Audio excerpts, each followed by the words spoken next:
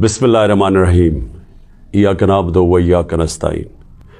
मेरे पाकिस्तानियों, मैं आज अपनी सारी कौम को समझाना चाहता हूँ कि क्यों हम इस जगह पे पहुँच गए कि हम जेल भरो तहरीक का आगाज़ करना चाहते हैं। इसकी क्या वजह है? देखिए, सारी दुनिया में कौमें किसी कानून के तहत चलती हैं। कानून क्या होता है? वो आइन फैसला करता है कि क्या कानून में जायज़ है और कौन सी चीज़ नाजायज़ है।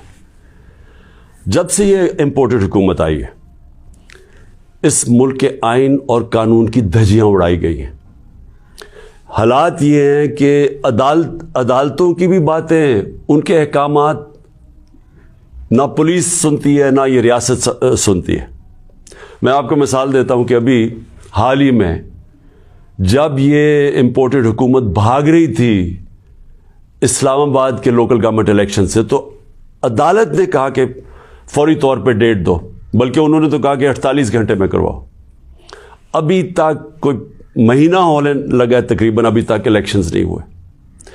उसके अलावा जिस तरह फंडामेंटल राइट्स, जो बुनियादी हकूक, जो हमारा आइन हमें हमारे बुनियादी हकूक की हिफाजत करता है, हालात ये हैं कि लोगों को उठाया जाता है। कितने लोगों को, सोशल मीडिया के लोगों को उठाया गया, उनको तशद्दुद किया गया उनके ऊपर, सिर्फ इसलिए कि उनकी कोई ट्वीट थी, उसके ऊपर उठाया गया, तशद्दुद किया गया।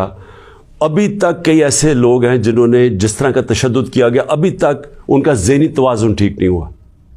आज़म स्वाति, कौन सा आइन, कौन सा कानून इजाज़त देता है कि एक ट्वीट के ऊपर नंगा करके उसके ऊपर तशद्दुद किया जाए, और फिर जब वो फिर से उसको जेल में डाला जाता है और फिर उसको कोई 30 उसके ऊपर FIR कोई बलूचिस्तान सिंध में की जाती है।